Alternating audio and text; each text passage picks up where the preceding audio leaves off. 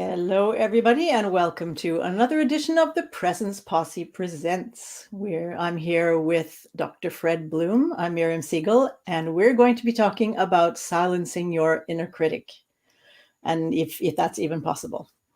So I think maybe, how about if you start by telling people a little bit about you, Fred?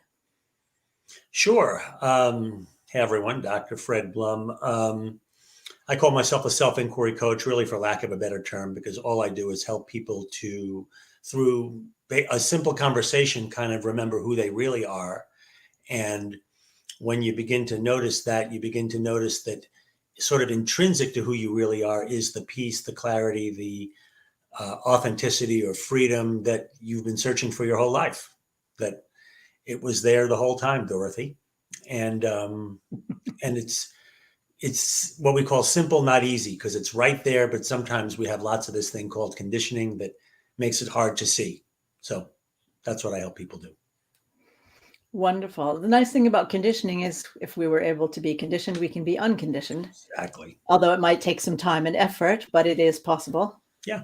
So, yeah. So if it feels a bit difficult to begin with, don't give up because it's still there. Right. And how about you, Miriam? I was actually thinking about this just a couple of days ago or a few days ago because I did a presentation for a group of psychotherapists. I'm a clinical psychotherapist, and I actually was so interested in clients and patients getting as much as they could out of coaching and therapy sessions that I actually did research on it. And I discovered all kinds of really cool things about more interesting things you can do in sessions so that clients can get more out of their therapy. And one of the things I do is to not avoid pain, but to focus on gain. And there are all kinds of different ways to do that. But it's amazing how far you get when joy is introduced into the picture. And even in painful situations, it's not looking away from the pain, it's not avoiding the pain, Right. It's not but it's denial. also, pain is not the only side of life. Even in the most traumatic situations, there can be some light, and it's looking for that. So that's very sort of simply put. There's a lot involved in it, but that's kind of what I do. And excuse me, how about if we go over to the topic of the day? I think we already have. Hmm? I think we already have. Have we? Yes. Okay, tell me. Do tell. Oh, Silencing sure. your inner critic.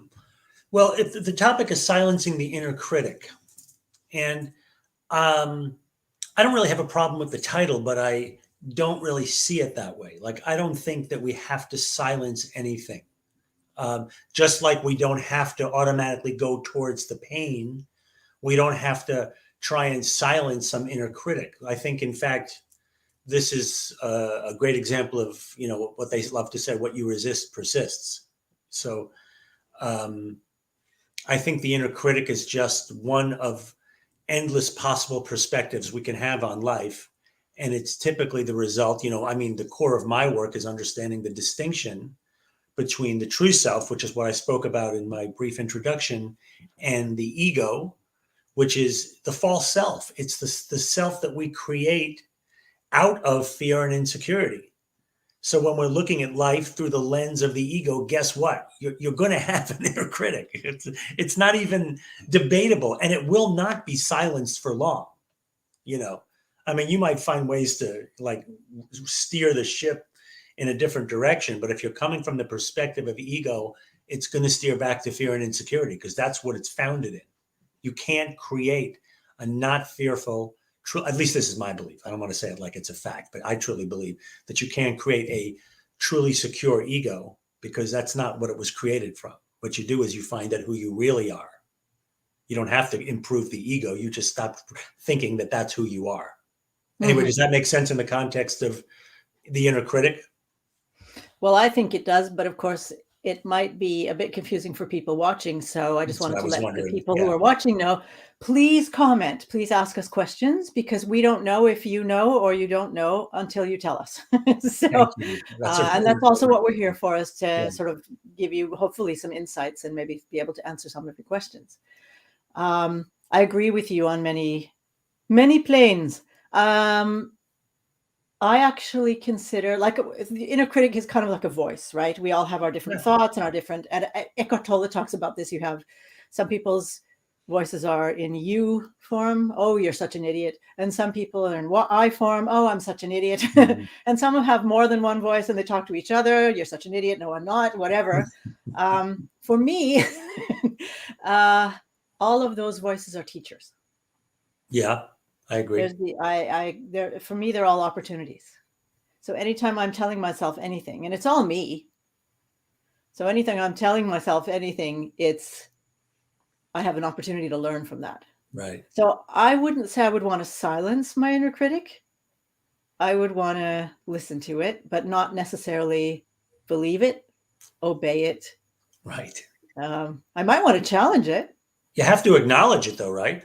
Oh yeah, all the voices, all the thoughts, all the That's right. they are there. That's what is. So we picked a very provocative title, but we don't actually believe it. We can blame it on Bobby because he was the one who put it there. Oh, is that it? Okay, good. Let's throw him under the bus.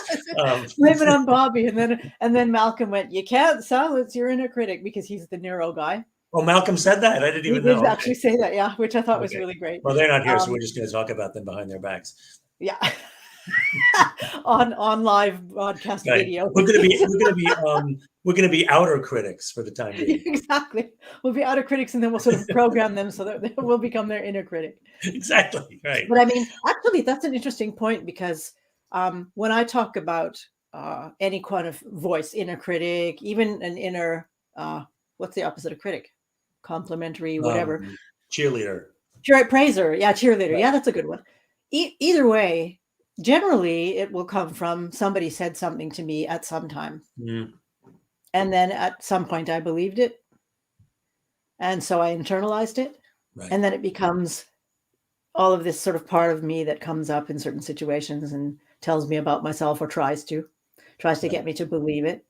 Or maybe I do believe it, and then I have to look at it and think, do I really believe it? And I actually work a lot with people who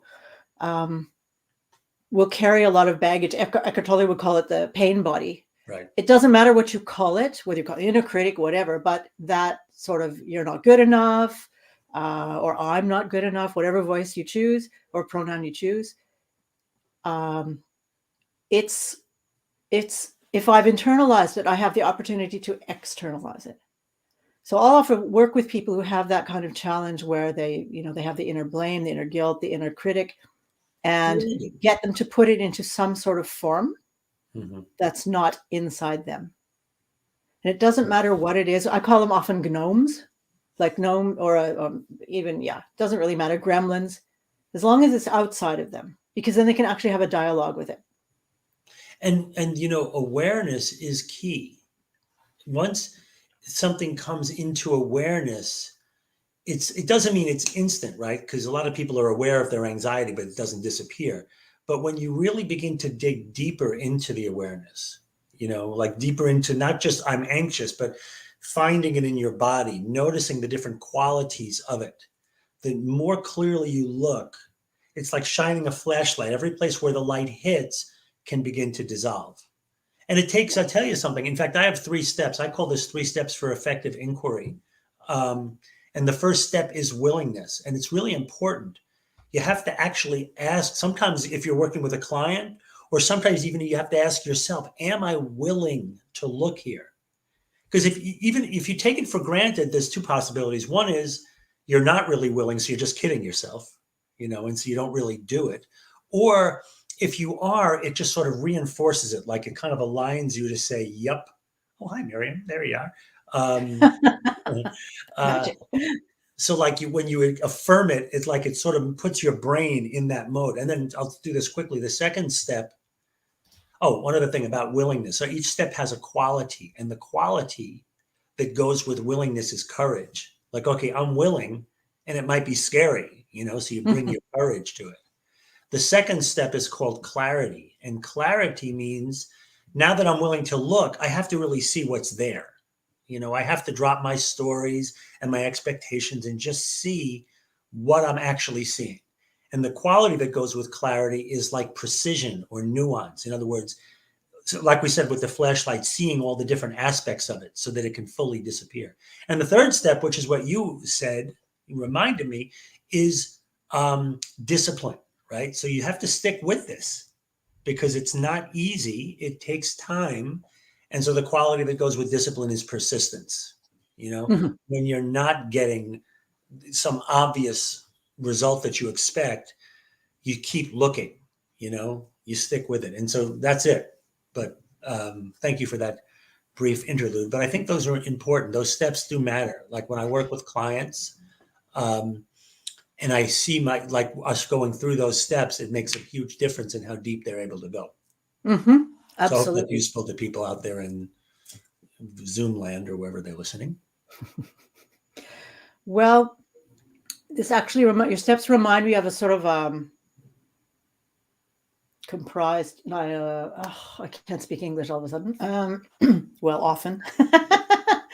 A reduced version of, or more succinct version of the 12 steps for people who are doing Oh, 12-step programs. You start with willingness, right? Well, first I you have just to, reduced it. I just reduced it down to 3. you reduced it down to 3. It makes it easier. Well, you have 3 plus 3 because it's the That's qualities true. kind of become part of the, which is, And but this is, that's actually very clear.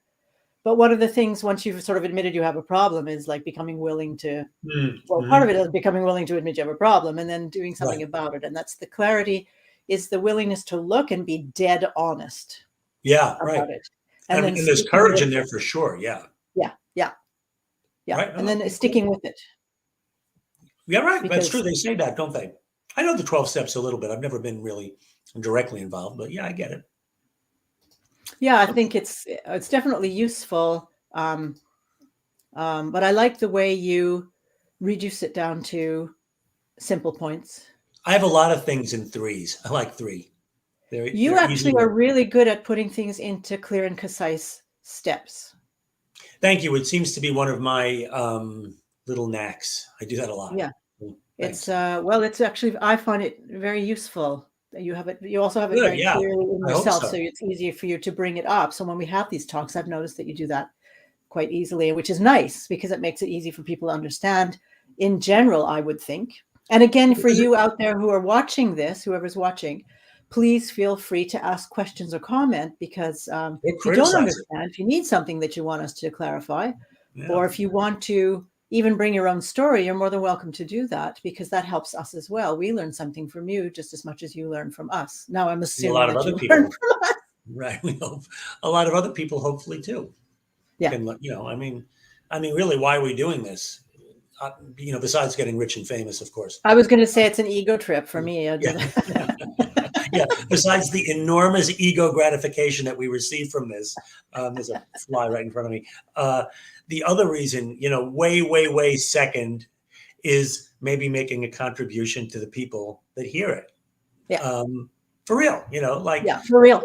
I mean, I think that this show over the past, how long have we done this now? Maybe 6 months or something? I think it's actually 9, but I don't remember. I mean, it's been a while, right? It's a long I'm time, yeah. not tracking, but I mean, we've had some really good conversations on this Yeah. show, Yeah. and I mean, God knows along the journey, these are the conversations that would have lit me up if I had found them. You know what I mean? Mhm. Or even Mhm. today. I mean, not like I'm somehow beyond them. This is exactly what I want to talk about. Yeah. You I know? love that we all learn from each other in the posse too, Yeah. right? Because we Yeah, all we're come very from our own. different. Isn't that funny? Yeah, it's really We're a very cool. unique bunch of people in that way, and Yeah. very different perspectives. Sometimes we argue, which I Yeah. like. Yeah. Actually, I like that a lot. Well, can't we argue now, Fred? Can't we disagree? Because we seem to be in agreement. So I'm Yeah. just thinking we need to find something. You could say I don't think we argue. We can argue about that. That'd be kind of a meta version of are we arguing about art? That's an old Monty Python routine, actually. Ah, I've come here for an argument. No, you haven't. Yes, I have. No, you haven't. yes, exactly. That's not an argument. It's yeah, yeah. Right, right. And we Well, have, meanwhile, our inner critic seemed to have forgotten, didn't get the invitation to this meeting. yeah, really. I was thinking we're more into the inner praise now. We're to the Yeah. outer praise. Well, I mean, to drop back into that question for a moment, it's funny because I think ultimately, because this is a big thing, you've heard me before, anybody who watches these shows, I make fun of the self-help movement a lot. And the reason I do, we can argue about this, is the reason I make fun of it is because I think much of it is designed to sort of gratify or pump up the ego. And I'm trying to help people see that they are not the ego. You don't have to fix the ego. Who you are is infinitely, I don't want to say better, but it's like it's already everything that you want. Happiness, peace, freedom, love, clarity, it's all there. Mm-hmm. So self-help actually can be in that way almost detrimental. I know the argument, well, eventually you'll see through it. I don't know, right? Why not just see through it now? Why not just, why wait? But hold on. There was a Yeah. point in there somewhere. Now I'm forgetting what it was. That's okay. I'll Yeah. just stay present. Oh, well, yeah, I hear it is actually. I just got it. It's about positive thinking, which is like sort of one of the like major pillars of the self-help movement. And I mean, I understand an argument could be made that positive thinking is for sure an improvement over quote unquote negative thinking, right? It's probably better to think I love myself than I hate myself. Okay. We're not even going to argue about that, right? So, but at some point we have to, like, we don't have to, the self-talk becomes a crutch, that the ego is relying on. And so at some point, we have to just drop it all. Like, we don't have to believe any of it. All we have to do is just be. When we're really here, Eckhart Tolle, whoever you want to quote, in this moment, in the now, this, what I'm referring to, the peace and the freedom and all that stuff is revealed. I don't have to affirm that I love myself when I'm in the present, Yeah. So I want to get beyond all of that stuff. Well, I mean, ultimately, I'm kind of like that. I don't hate myself. I don't love myself. I just am. Yeah, exactly. Because either way, it's because I think I actually walked around with this for quite a while. This sort of like, how can I possibly hate myself? I am myself. Mm-hmm. Like, that just made no sense to me at all. And then if I can't hate myself, how do I love myself? Because I am myself. It's really good. I really like it made no sense, and it still makes no sense. But I agree with you. Oh no, we're agreeing again. There's nothing to. It's all narratives. It's all stories. You know what I love about what you said before you go into this next part, the last part about how can I love myself if I don't? Is it's like that's like a deep, like kind of Zen inquiry. And I get that you just kind of got there with just curiosity. Like, you weren't like sitting in lotus position meditating. You just like were like, and it's like the same thing that, that you would do in some kind of deep meditation. Yeah, I don't really need much of deep meditation. I actually just do stuff. Yeah, I don't do much either. It just shows up, like it shows up as a sort of a part of my world. But and like the beautiful thing is I don't have to go into anything. Like, I don't have to go into anything. I can think all kinds of stuff. And one of the things I actually had as a challenge for a while is when somebody did something that I experienced as painful. We'll just put it that way. I mean, I could go into what that really is and stuff, but I'm just going to put it like that because that's very often how people will. No, it's honest. Somebody does something and I experience it as painful. We do experience, and then I would be thinking about it, Yeah. Thinking about it, and then maybe I think, oh, I wish I'd answered this, or the next time I see the person, I'm going to say this, and then it's kind of like, what the heck? None of this is actually happening except in my head. Mm-hmm. And since it's not happening, well, then something else is happening. And what is happening? Well, me being in the world is happening. Not what I'm thinking is the world, but being in the world is happening. That's it. There's I don't have to go into anything. How being is showing up in that moment is thinking about something, right? Yeah, but then I don't have to. I can choose to be with my thinking, right? But I noticed the difference was thinking in order to almost like plan for a future event, right?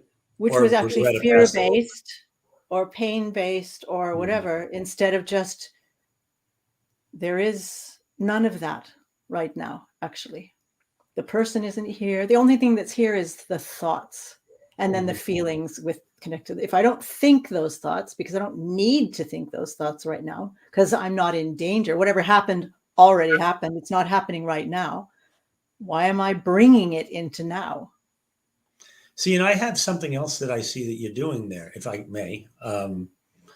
When I see you, what you're doing. I see, yeah, just wait. Um, um, when you bring your awareness to the thinking, this is what I was saying before too, it becomes less real, you know? Suddenly you're observing it like something that just arose. It's just thoughts. They're just thoughts, you know?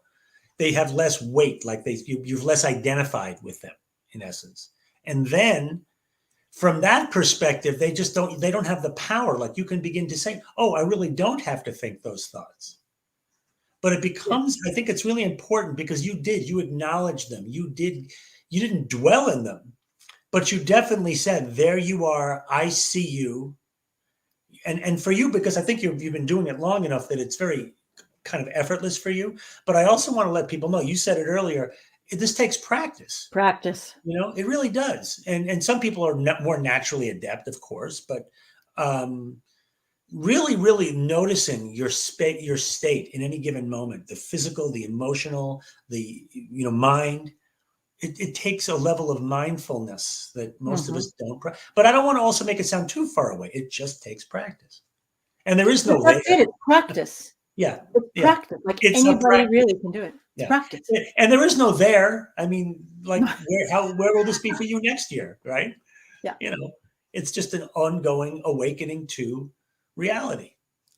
And the way you wake up to reality is you see all the myriad ways that we're caught up in something other than reality. You I don't know? know if I'd call it reality though. I actually don't, because whose reality? In a way, it's just it's me being in the Yeah, I mean that experience that for that me. might we could have that discussion, but I think it could start to get not useful. You know what I This is mean? good. Yeah, good point. Yeah. Oh, I mean, can't it we starts argue with about that? philosophy. No, it's cool. So I love philosophy. You know, Yeah. what did you say? Wait, what did you say? Can't we argue about that? We could totally argue about that. Listen, that's what gets the ratings, baby, is the drama.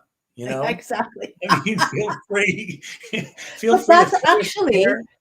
if you don't mind me bringing it up, and even if you do, I'm going to do it anyway. Part of my research was I mean, there's research has been done on this, that the way the brain works is that, and I'm actually going to put my name up here. The way the brain works is we remember negative, painful information in general more quickly and more easily. It goes into our memory than positive information But or why do you positive think that is? experiences. Well, it's a survival mechanism Yeah, I because think I that's mean, absolutely right. Absolutely. we need to not get ourselves killed. So like remembering Scanning all the the, horizon for danger, right? yeah. So, but if there's a really strong positive experience, we will remember that. But it has to be really strong in order to overpower Yeah. the negative. I want to share something about that. Okay. I'm going to make a recommendation. I have been listening to a book by a man named Father Gregory Boyle. And do you know who this is? I've heard of him. Okay, so he's a Jesuit priest. And this particular book is called The Whole Language. He's written two other books as well. This is the third one. And this is a guy, and now he's got to be well into his 70s, my guess. And he works in like South Central LA with the like roughest of the rough gang members, you know? Like, I mean, these guys are doing drive-by shootings and selling drugs and, everything that you think of. And this guy, I mean, I don't want to speak, I don't know him that well, but the essence of it is he only loves these guys. It's just love. He even says at one point, I don't do tough love. I just do love, And so these guys, I mean, it's like all he does, he tells stories. That's the whole book, is him just telling stories to illustrate a point, and then he tells a bunch of stories about something. And um, he sees in his world there is no difference between them and him. He sees what he calls their basic goodness, which is the exact same thing we're pointing to, the love and the peace that we all are, and that in their case got so lost because of what their upbringing, their conditioning, their circumstances, because we can't pretend those don't have an impact, especially in your first few years of life, you Absolutely. know? So, and I mean, but like the change that happens in these men, young men, that some of them are boys, Mm. just in this atmosphere of love. He created, doesn't just go there, like stand out in the middle of the street. He created this enormous enterprise called Homeboy Industries, because he calls them homies. He always calls them his homies. And he talks to them. My He says, homeboy. yeah, Cool. and he's hanging out like in his office, and he calls him, dog, you're tripping. Like, this is how he talks to him, and he's this old Irish priest, because he so steps into their world out of Yeah. love, out of respect. And it's just beautiful. And he reads it too. He reads it himself. So that it's definitely related to what we're saying. I mean, talk about an inner critic. I think these gang members have an inner critic. Oh yeah, big time. And over and over again, they talk about that in the book, like, how the transformation has happened and how they would, I mean, it's just beautiful. And it's an illustration in real life of how this stuff applies. Mm-hmm. So for anyone, should anyone listen to this interview at some point, I recommend that, check that out. I think you Beautiful. put it It in the sounds chat. beautiful. Thank you. It really is. I do a lot of interpersonal mindfulness, relational mindfulness. I Mm-hmm. mean, mindfulness, we talk about mindfulness being present in the moment, being present to what is. But Mm-hmm. then there's sort of the being present to what is when somebody else is there, and being present to the other person. I mean, what about me changes when somebody else comes in the room, or when I think about somebody else? What about me changes? How do I change myself? And one of the principles of this relational mindfulness is being with the other in his or her world. Being with the other, not doing with the other. So not trying to change them or whatever, but being there. Whatever they're experiencing is part of what's being. It's empathy, right? Yeah. And then, but I was thinking a little bit about this, or not but, and this love thing and tough love thing. This love thing. Okay. Yeah. The whole sort of like I don't hate myself because I am myself, and I don't love myself Right. because I am myself. I am. So this loving another for me is being with another, because I'm not saying that love isn't there, but for example, in a therapy situation, if I am always doing love with another, like if you're not you, but in general, a person is breaking down, sobbing, going into grief, into their pain, and I am being loving, I am loving, doing love, there is a risk of them becoming dependent on my love and my being loving. And Yeah. that's what then they keep coming back, because they think that's what the solution is. I wasn't loved by my parents, or I'm not loved by this person or that Especially person. I if they don't do love that to a myself. kid, Pardon right? me? Especially if you do that with a kid. Yeah. So I don't think of loving as something I do. It just, I am there with the person in the moment As love. as I am. And if that's love, whatever you want to call it, I'm at Right. least present, right? Because then sometimes people can say, sometimes people say, your love is so deep. You have deep, deep, deep, deep love. I'm like, okay. And some people say, I don't experience you as very loving at all. But I'm there. And it depends what they can take in. I'm there no matter People what see happens. I'm there. themselves. They see something about themselves. So if they see deep love, that's what they're getting back from you. And if they get anger or judgment, my guess is that's just what they're feeling for themselves. So if they can sit with it either way, it's a beautiful opportunity. Mm-hmm. Yeah. Well, I hope so.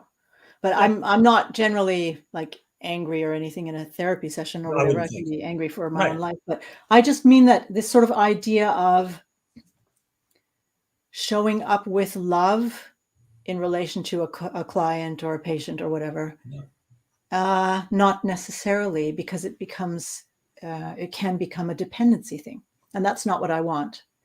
I can be the foundation on which they stand until they're strong enough to stand on their own, because I don't want them to be dependent on me. I want them to, that's their ideas. The idea is that they live their life. So if you want to call that love, cool, but it's not something I'm doing. I'm just, so I think it's yeah. important. And tough love, well, I mean, tough love can actually, speaking, since we're on the inner critic thing, tough love with a slight energetic nuance can trigger an inner critic. I would think. Yeah. I think tough love is something I would at least want to be very careful with tough love, because Well, it doesn't again, necessarily it's really fit you. interesting. It's a question of, are you doing it or being it? Yeah. Because, I have an 18-year-old son, and if he was in some kind of real trouble that, like, I felt like he was making a really bad choice or something, um, it's entirely possible that I would come across as less than sweet and loving in that moment. But so it could be like a fierce love, and I mean, I don't know, but I don't think that's what he meant or you mean by tough love. When Father Gregory says, I don't do tough love, he's saying my love can take any form that it needs to, but I'm not going to use it like some kind of like a scolding type Yeah. of thing. Yeah. I'm not going to use it to make you wrong or something. Yeah, exactly. Because I'm thinking, although a child running into traffic, Right. because they're children and they don't know better, and they're not always necessarily, like we talk about, there's this sort of generalized idea that children are always happy or always loving and always open and always present. No, they're not. They can be running around not noticing most of what's going on, and can run into traffic without having checked to see if anybody's coming, a car or whatever. So a parent who grabs that child and goes, be careful, or whatever, they're not being mean. Their intention is actually loving. Of course. It Now, what may can not happen? come, yeah, it may not come across as soft, Right. but would soft work? Well, but we got to be careful of is that the parent doesn't transfer their fear into the child, which of course could easily happen because they're so freaked out by what almost just happened. Oh my God, be careful. And that's not what we're talking about, but it could easily happen. I actually had this happen as an adult. I was cleaning my apartment. I was moving, and I don't know what happened. The ladder slipped. I was on a ladder, and it slipped. And so crash, boom, bam, and I fell and cut myself and all this stuff. And my mother-in-law came storming. She was in the kitchen and I was in the entryway. And I hear boom, boom, boom. And she is telling me off. What in heaven's name do you think you're doing? Na, na, na, na, na. And I heard the fear in her voice, but it came across as anger. Oh, yeah. Yeah. And I am fortunate because I heard the nuance, but it probably would have sounded like something, I was going to say abnormal. That's not the word I'm looking for, but unusual in a situation where I've fallen off a ladder for somebody to come and tell me off. But I mean, I've seen that several times. It's like, what were you thinking standing on that? I mean, the immediate reaction is not, are you okay? It's more like, I was thinking I wanted to get someplace higher than I could reach. Yeah. And if it hadn't been for, and yeah, I'm just thinking that, yes, the ability to be present, I could have felt hurt. I could have taken that as criticism. I could have gone into my own inner critic and agreed with her. Yeah, what was I thinking? And I should be more careful, and all those things that actually come out of care, but sound like criticism, right? It didn't happen, fortunately. I understood that her tirade was more because she was frightened, because she actually cared and she didn't want me to be hurt. How old did you say you were? I was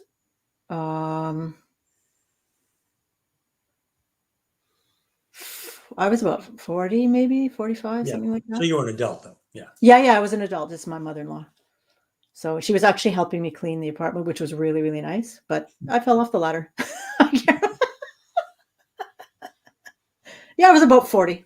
So but it can be, I mean, if in the moment, especially if I had been frightened myself, or if I had gone into my inner critic myself, like oh, I'm such an idiot. Why didn't I secure the ladder better? Or I'm such a klutz. Or, you know what I mean? Like go right Yeah, into the inner critic. And she had come with her tirade of, what were you thinking?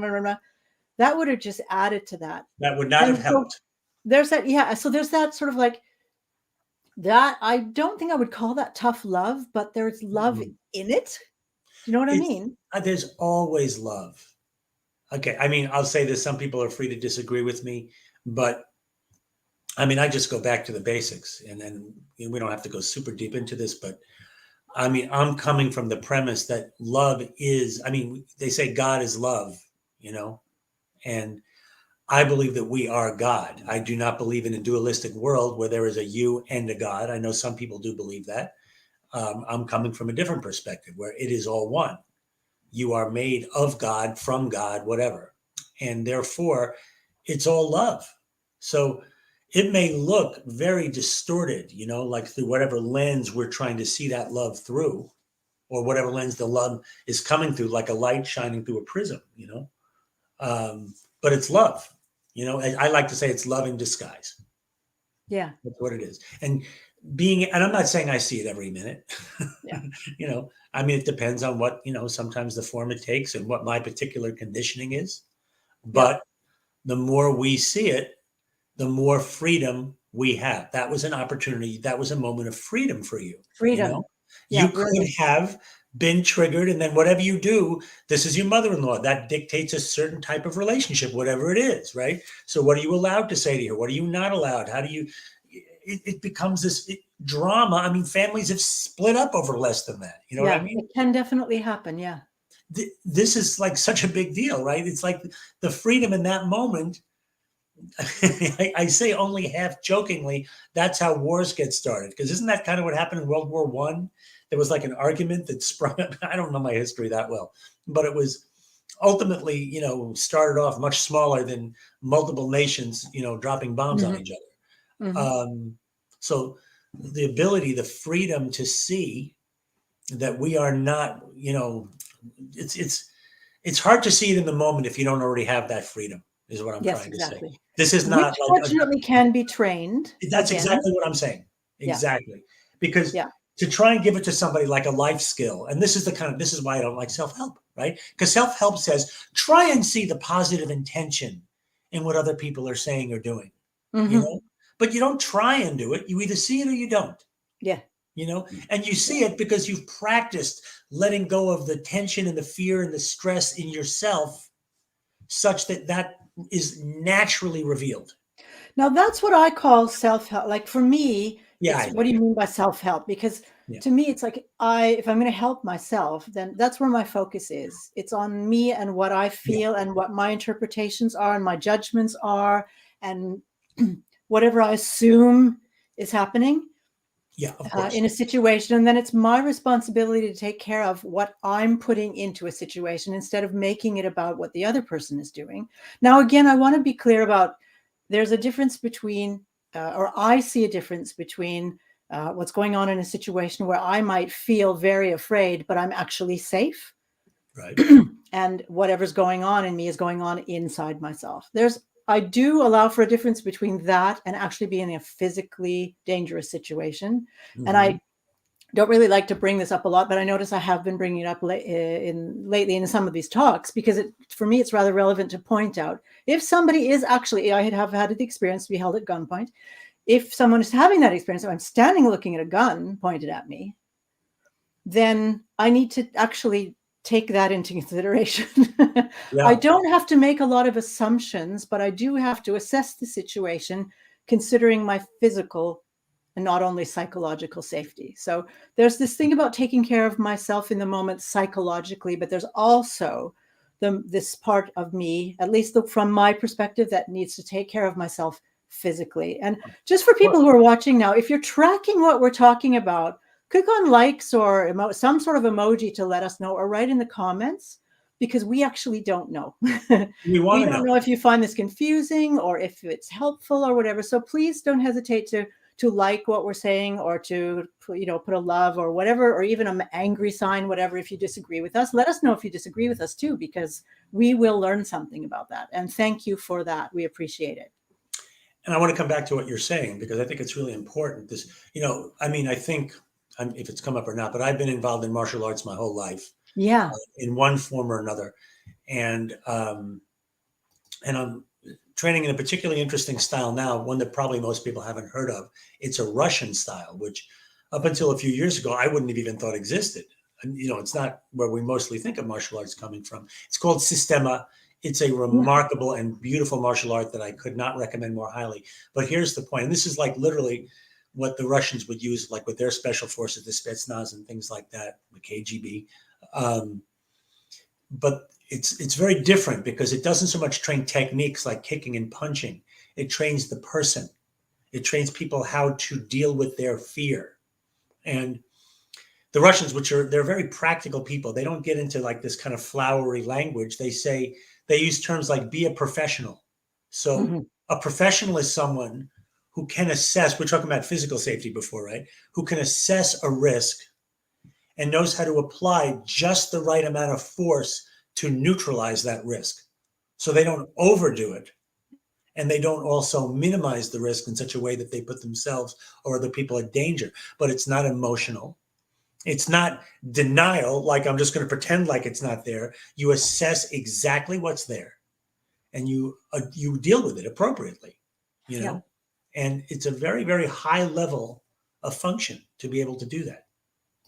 And then when you start adding things like physical I mean, because that's a high level of function in life, with the tone of voice that your coworker gave you. You know what I'm saying? Like what you were Mm-hmm. saying before. And it's a whole other level when you're looking down the barrel of a gun or something like that. Now, if you don't mind, I'd like to bring into that since we're talking about the inner critic and silencing the inner Mm-hmm. critic. One of the ways some of us, many of us, silence our inner critic, or at least try to, is an unhealthy way to silence our inner critic. Or we use our inner critic in an unhealthy way. That's probably a better way to put it.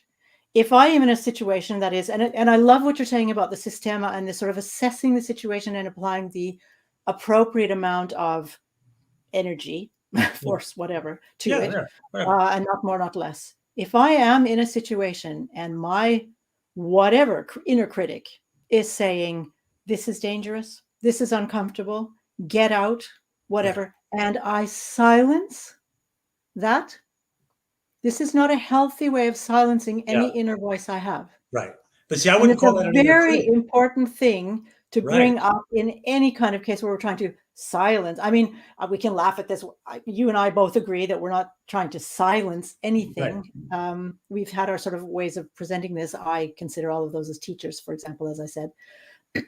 If I'm trying to silence an inner voice that's saying, get out of this, this is dangerous, something about this isn't right, then I am actually injuring myself.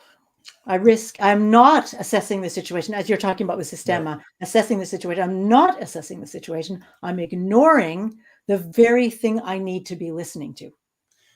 Well, I mean, 100%. And well, I mean, there's a couple things about that. First of all, the side that I hear you addressing, there's a book, a very well-known book by a man named Gavin de Becker, called The Gift of Fear. And I mean, think of the title, The Gift of Fear. He is literally saying, what is that impulse telling you? And he speaks of women, especially, who are set up on like a blind date or something, and they're out with this guy. Maybe even when the first day they meet him or whatever it is, and something doesn't feel right. But they say, oh, you know what? It's Sally's friend. I'm sure she knows this guy, whatever the case may be. They talk themselves out of it, like you're Yeah. saying. And unfortunately, there's, a lot of evidence that, at least in some cases, that there are bad outcomes. And the woman says later, I knew there was something off about that guy. Right. So, and here's the trick, right? Because this is obviously not an argument for being paranoid or hypervigilant, which is, in fact, very, very, this is a state of the nervous system that we call fight or flight, which is highly unhealthy. So, how do you determine that, right? How can you, and this, again, I'm sorry, folks, this takes practice and in some cases help, by the way, and Did whether you it's just have an inner critic moment there, Fred? When I said, I'm sorry, folks? Yeah.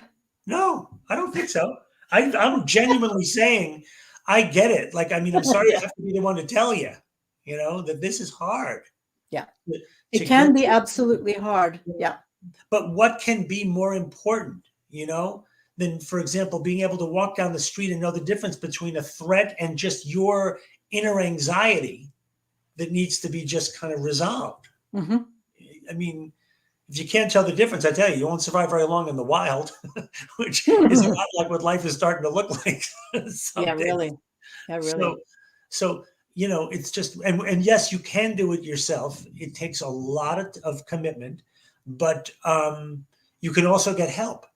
Because it's very clear to me that from listening to Miriam speak, and I know what I do, that we can help with that.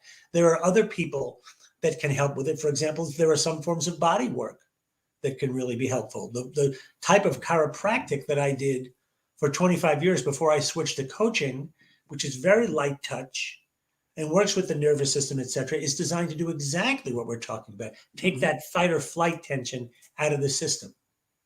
But this is a worthy pursuit, is what I want to say. It's very important. It's part of Yeah. our survival.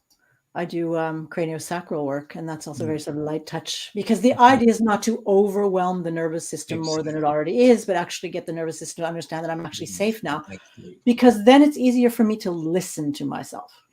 That introspective thing where I notice what's going Mhm. on in my body and I can actually mentalize it into something like, what am I trying to tell myself with this feeling? And then know Yes. what to do. And it has to, as in certain situations, it has to happen really fast.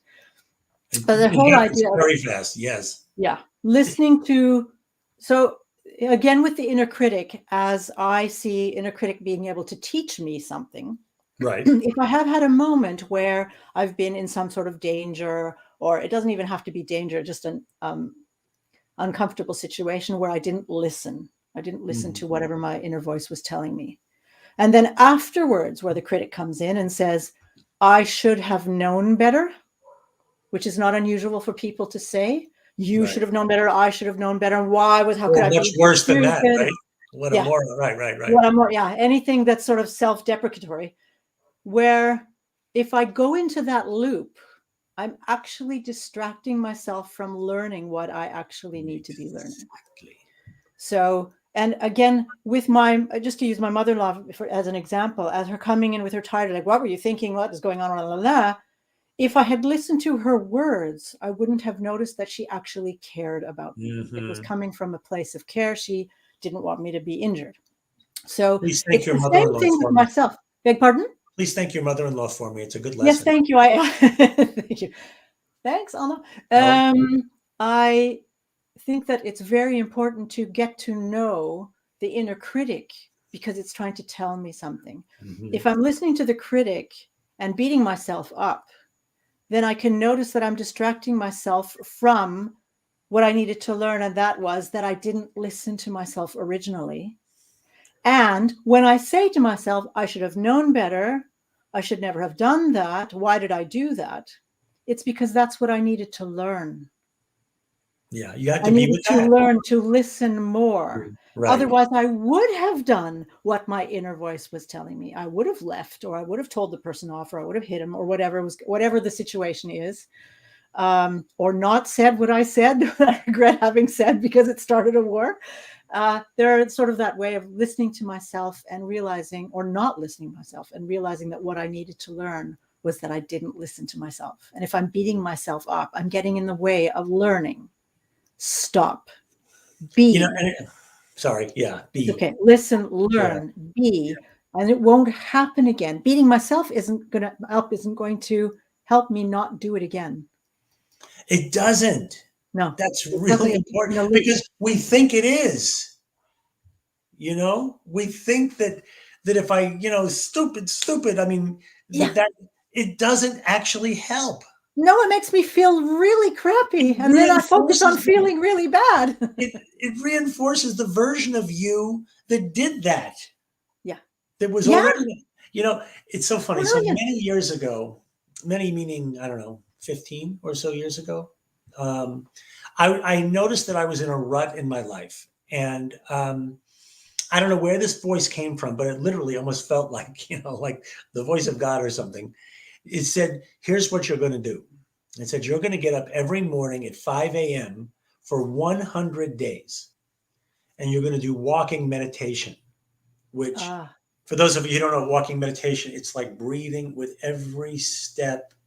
It's mindful and peaceful. And I had done that before, and I knew how good it was for me. So it made sense, anyway, but something I said, yes, I'm in. And so here it is, the very first morning, the alarm clock goes off. I get up, and I don't really consider myself a morning person. 5 a.m. was not my normal getting up time by probably 3 hours. So I get out, I go into the living room, it's silent. And probably my mind was more quiet than normal, as it gets busier during the day, usually, right? mm-hmm. So I get ready, take a breath. I take like one step and I just stumble a little bit. I didn't fall down. I didn't knock over a lamp. I just the slightest stumble. But because it was a little quieter maybe in my head than normal, I heard the inner critic. Yeah. And what it said to me, I almost don't want to repeat, but I'll give you a pretty good idea. Okay. It was something to the effect of, you fucking moron. What the hell is wrong with you? I mean, and not even just the words. It was like the hatred Yeah. with which it spoke to me. And I was quiet enough that I went, oh my God. Because what I realized is I was probably speaking to myself that way all the time. Yeah. It's venomous. It's just, there was like, and I'm pointing that out because like you were talking about the kind that you got to pay attention to and listen to. Now, by the way, even that part of me, I had to listen to also, not to believe the words. And this is really important, not to go, oh, maybe I am a fucking moron. I should probably pay more attention to that. But to Yeah. notice that there's a part of me, the part of me that has that level of pain or Yeah. had, right? That level of pain. And to use that, to sit with that pain and to know, just like it were a child, it's no different. This is not like quote unquote inner child work, but just like if it were a baby in pain that were crying, you don't say, this is the inner critic. You don't say, stop crying for Christ's sake, right? Some people do that. It's I know, but how horrible. well does Yeah. that work? And what kind of adult does that person turn into? Yeah, really. So I mean, everything works for an end, whatever. But if you want that baby to grow up to be a happy, healthy adult, I think the odds are in your favor if you give it love when it's in distress. And I'm saying we are the same. When you find that part that says, what the hell is wrong? You have to, like, not, I don't want to say have to, but you develop the ability over time to be with that part, and to go, wow, almost like that fascination that says, there's a part of me that's really hurting. Yeah. Just being with it, just breathing with it, I mean, people do, they ask it questions, they write about it, they write with their non-dominant hand, whatever you want to do, Yeah. but you find a way to acknowledge, to bring awareness and presence, which again, by the way, is another word for love, Mm-hmm. to this part. And this is how we heal. And as far as I can tell, by the way, I think it's the only way we heal. It is a very, very, very deep way.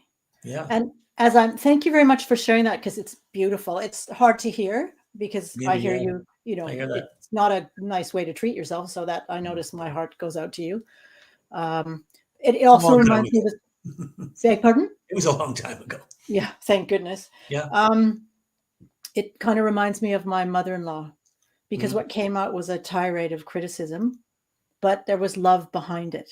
And even that sort of, you fucking idiot, you moron. There's this idea that if I tell you all of those really Yeah, I could get awful that. things, Yeah. this is going to help you in some way. It's just some really twisted way of doing it. Yeah, that's Yeah. beautiful, right? It's really true. It's Yeah. exactly right. So it's like And I this think we love all just do that. turned. Yeah. I think not all the time, but I think a lot of people have some version of that going on, Yeah. that venomous in your voice. And Yeah. so, here we are. So the inner critic is, it's like, I believe that, and I've probably said this several times in this show, but I mean, over different shows, that we have the choice of either seeing life as happening to us or for us. Mhm. And I don't believe we get to like do a little of this and a little of that, you know? It's either life happens 100% to us or 100% for us. We are 100% a victim of circumstances, whatever they may be, or we are 100% in partnership with life, whatever it brings. And so the inner critic, whatever our experience is in that moment, is here for us, you know, to see it, to see a part of ourselves that maybe is not yet healed, that isn't really able to see the love and the beauty that we truly are. Mm-hmm. So you have to acknowledge it and see it. If we try and silence it, you know, hence the, you know, the somewhat backwards title of our show, that's American Values. I Yeah, remember, I'm not sure about that one. We don't really have time to go into it. I said it's an interesting wow, comment. Yeah. now I really want to know what that means. Um, but yeah, it's an interesting ride. I'll leave it at that. Yeah, I think, again, I love looking at life as constant opportunity Mm-hmm. because everything, as far as my experience, and I'm only really can relate to my experience, is everything is an opportunity for me to learn and grow and be and experience. Right.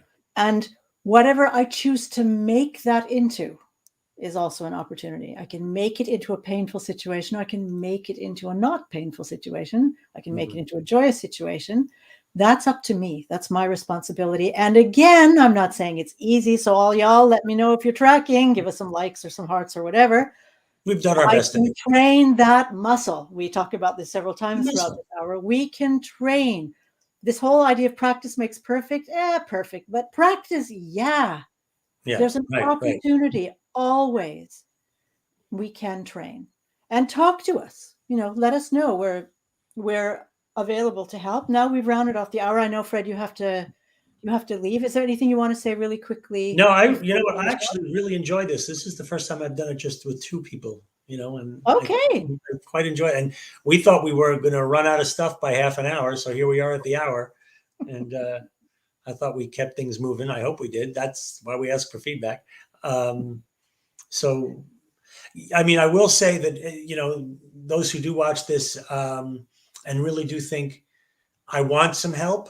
I know I'll offer my first session where I'll waive my fee for anyone who's really curious about it so that we can explore this in a way that doesn't, you know, that there's no risk or anything like that. It's, thank you, Niles. Thank you, Niels. It's a journey that is really valuable. And I just can't emphasize what an honor it is to be able to be on it with people. Yeah. Thank you. Because I feel the same. There's just something about how we talk about what we talk about and what we bring. It's like we bring this love and this openness to everyone who wants to participate and learn and contribute. And I really appreciate the opportunity of being with the Posse and being able to bring these roundtable talks on Monday. Thank you, Ilan. Thank you, Ilan. And I would just like to mention, because I know you for a while now, we've never actually met because we're in two different countries. That's right. We are, but I've known you for quite a while. And my experience of you is you're very knowledgeable, you're very experienced, you have a fantastic way of explaining things systematically, succinctly, and clearly. And I think that anybody who worked with you would be fortunate. So I welcome anyone to contact Fred. I'm going to put your contact information up there again. If anybody wants to, and as you say, you waive your fee, which is a wonderful opportunity for people to give you. I should say, by the way, thank you for everything you said. But I want to point out my website is currently down. I will get to it eventually, but the email works, and I'll give you my phone number in a sec too if you like. You can just call me. Excellent. You can write that on the Presence Posse in the group. Sure, that'd be easy enough. Yeah. And for me, I would just like to say thanks everybody for coming and liking and commenting, and we really, really appreciate it. We learn a lot, and thanks, Fred, for being here and talking to me about. Thank you, Miriam. I mean, yeah, this was great fun for me.